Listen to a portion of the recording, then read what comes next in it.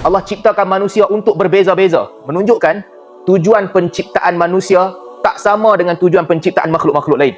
Allah nak manusia berbeza. Allah nak pattern manusia tak sama. Kehendak Allah Subhanahu Wa Taala.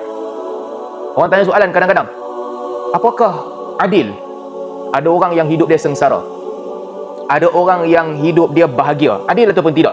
Orang timbulkan persoalan. Kalau Tuhan tu adil, kenapa ada orang yang sengsara, ada orang yang bahagia, ada orang yang dia dizalimi, ada orang yang menzalimi, ada orang yang dimangsakan, ada orang yang dia memangsakan orang lain? Kalau Tuhan adil, kenapa ini berlaku? Pasal apa Tuhan tak buat bagi semua sama aja? Orang pertikaikan ataupun timbulkan soalan tu kadang-kadang. Apa jawapannya? So, kalau bagaimana menentukan keadilan pada pandangan manusia juga berubah-ubah. Ada manusia menganggap keadilan perlu diberikan sesama manusia. Kalau tidak, Tuhan tak adil, dia kata. Tetapi kalau kita keluar daripada pertimbangan itu, akhirnya keadilan Tuhan ini kerana Tuhan tasarruf fi milk, tasarruf fi mulkihi. Tuhan menggunakan apa yang berada di dalam kekuasaannya. Itulah keadilan. Tuhan tak gunakan sesuatu yang bukan di luar kekuasaannya, dan tak ada sesuatu pun yang di luar kekuasaannya. Ada orang diazab, ada orang hidup dia bahagia. Tuhan tidak pernah keluar daripada keadilan. Dan Allah menjanjikan setiap yang berlaku di atas muka bumi ini, Allah bagi ganjaran di akhirat esok.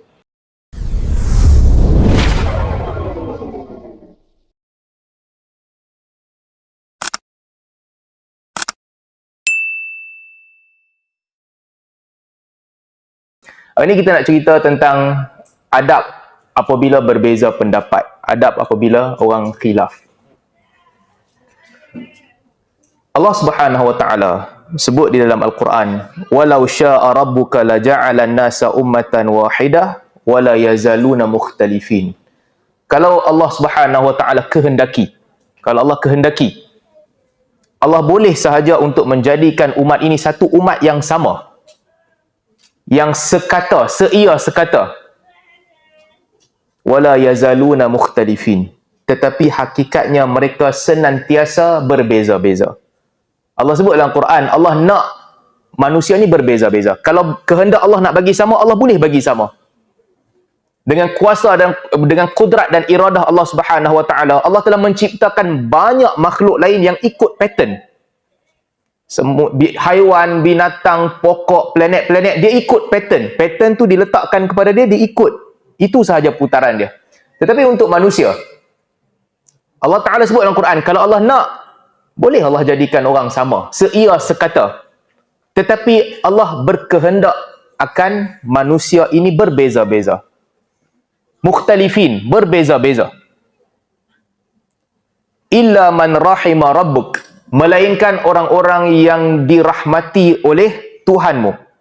Walidzalika khalaqahum, dan kerana itulah Allah menciptakan mereka. Dalam ayat ini para ulama berbeza pandangan. Apabila Allah Ta'ala kata kerana itulah Allah ciptakan mereka, sebahagian ulama kata Allah ciptakan manusia untuk tujuan mereka boleh berbeza-beza.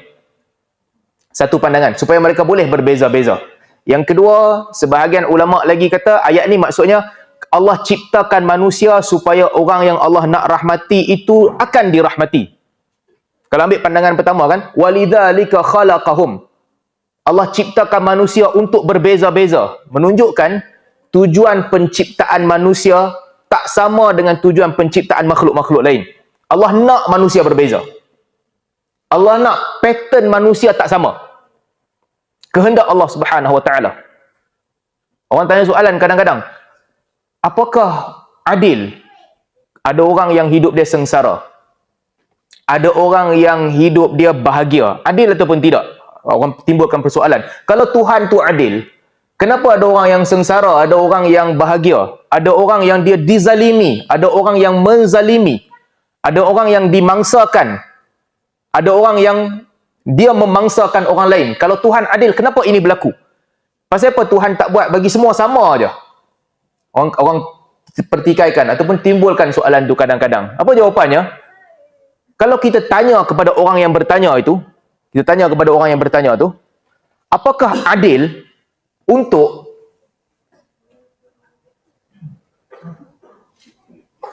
semut yang kecil ni, semut yang tak ada nilai ni, dia jalan saja, kemudian binatang yang besar ataupun manusia lalu pijak atas dia. Adil ataupun tidak?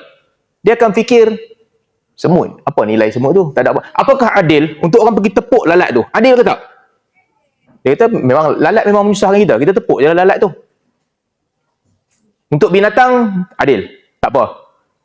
Adil atau tidak, kalau ada binatang yang dianggap tak ada nilai langsung, tikus, kita letak gam untuk tikus jalan dan melekat atas gam tu dan kita matikan dan buang tikus tu.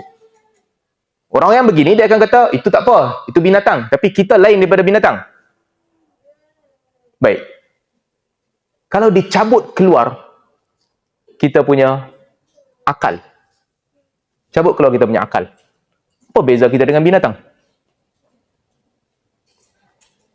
Kalau cabut keluar kita punya akal dan letak akal itu kepada makhluk lain. Kalau kecilkan kita jadi macam semut ataupun macam lalat, kita dikenakan perkara yang sama. Ada orang kena bijak, ada orang yang pijak dia. Apakah itu adil? Adil pula. Sebab jadi akhirnya yang menyebabkan manusia fikir tak adil ni semua adalah kerana dia ada akal. Dengan akal tu dia fikir dia kata tak adil. Tetapi tanpa akal, keluar akal daripada manusia, kemampuan untuk bandingkan apa semua ni, kita sama lah macam binatang lain. Kita sama macam sekecil-kecil binatang. Baik, kalau keluarkan nyawa, keluarkan akal, keluarkan nyawa, orang dah tak fikir pasal adil lah. Orang tak fikir pasal adil. Pasir kan, tengok sandstorm, pasir, angin pukul pasir tu, pasir ni kawan dia duduk sebelah dia. Bila kena pukul dengan angin, dia terbang pergi jauh. Dan dia tak boleh jalan balik duduk sebelah kawan dia dah. Adil ke tak? Orang kata, gila ke fikir macam tu? Pasir bukannya ada adik-beradik. Dia tak ada adik-beradik, dia tak kena mengena dengan pasir lain. Kenapa? Satu, dia tak ada akal. Kedua, dia tak ada nyawa. Nyawa dalam erti kata dia jamadat lah. Jamadat benda-benda yang dia tak... Yalah, semua itu ditentukan oleh Allah Subhanahu Wa Taala. Allah ciptakan makhluk Allah. Tapi kalau pengkategorian yang bernyawa dengan jamat ni yang tidak bernyawa. Jadi kalau kita keluarkan daripada kepala kita akal, kita keluarkan daripada jiwa kita ruh, kita sama macam pasir ya. Sama macam batu je. Tetapi kita sentiasa fikir yang untuk kita tak adil. Sebab kita rasa kita ni lain. Kita rasa kita besar. Kita rasa kita patut dapat layanan yang special. Sedangkan ada makhluk Allah, kalau pada pertimbangan kita, yang dia sentiasa menjadi mangsa je lah pada pertimbangan kita. Tapi itu adil untuk dia. Sebab itu fungsi dia. Adil untuk dia. Ada orang tu jangan makan binatang. Makan sayur, jadilah vegan yang makan sayur sahaja. Tak adil, tak fair untuk bunuh binatang. Okey, sekarang kriteria untuk fair ataupun tak fair telah ditukar. Asalnya dia ada memandang penting manusia. Manusia penting, haiwan diciptakan untuk guna manusia. So, untuk majoriti manusia, sembelih lembu fair. Okey. Kita boleh sembelih lembu dan makan. Jangan sembelih orang. Okeylah, untuk manusia. Datang pula kelompok ini, dia kata tak. Kita ada nyawa. Lembu pun ada nyawa juga. Jadi tak bolehlah kita gunakan lembu untuk kepentingan kita. Nak makan, makan sayur. Makan buah. Makan tumbuh-tumbuhan. Beza lembu dengan tumbuh-tumbuhan tu, ni ada nyawa. Itu tak ada nyawa. So, bagaimana menentukan keadilan pada pandangan manusia juga berubah-ubah. Ada manusia menganggap keadilan perlu diberikan sesama manusia. Kalau tidak, Tuhan tak adil, dia kata. Kalau orang ni sengsara, orang ni bahagia, dia kata Tuhan tak adil. Manusia lain pula kata, oh, bukan setakat manusia, binatang juga sama. Kalau tanya geng-geng yang tak bagi makan binatang ni, pada dia Tuhan memang tak adil. Walaupun semua orang hidup aman dan bahagia di dunia ni, dia akan kata, tak, tapi lembu tak bahagia kena makan dengan kita. Ayam tak bahagia kena makan dengan kita. Tuhan memang tak adil pada dia. Selagi mana orang makan lembu dan orang makan ayam. Cuma belum ada orang sampai satu peringkat bodoh lagi je. Bukan setakat lembu dengan ayam, sawi dengan kobis pun tak boleh disiksa. Tahap tu je orang tak sampai lagi untuk mempersalahkan Tuhan. Bodoh macam tu belum ada lagi. Tak ada orang kata Tuhan ni tak adil lah. Pasal apa Tuhan tak adil? Sampai hati Tuhan ciptakan sawi dan juga bayam untuk kita makan. Tak, tahap tu tak ada lagi. Tetapi kalau kita keluar daripada pertimbangan itu, akhirnya keadilan Tuhan ini kerana Tuhan tasarruf fi milk. Tasarruf fi mulkihi.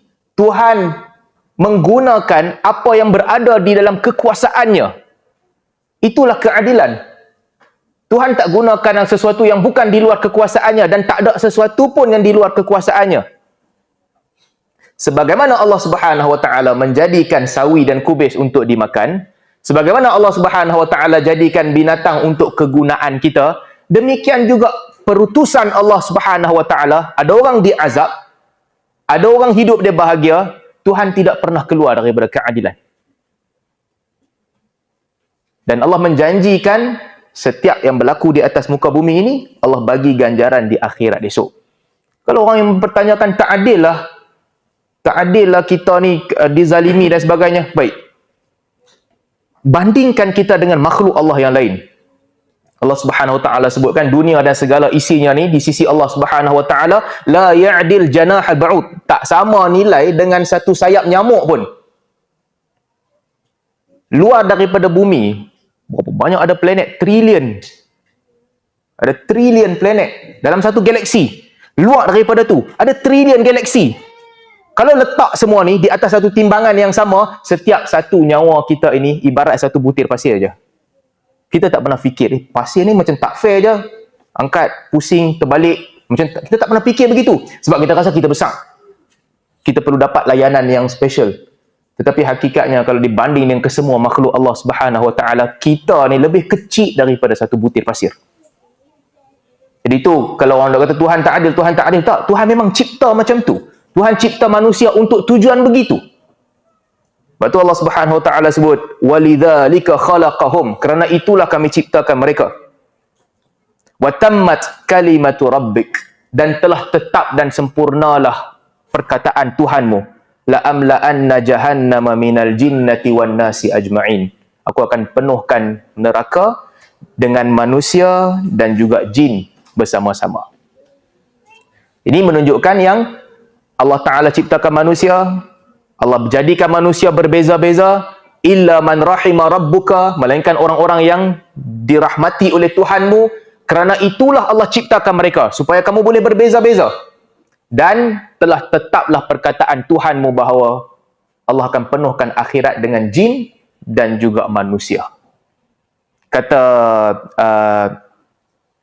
sebahagian daripada ulama yang mentafsirkan Al-Hasan Al-Basri kata, amma ahlur rahmah fa innahum la yakhtalifuna ikhtilafan yadurruhum. Orang-orang yang mendapat rahmat daripada Allah, mereka berbeza, tapi mereka tidaklah berbeza pada perkara-perkara yang memudaratkan mereka.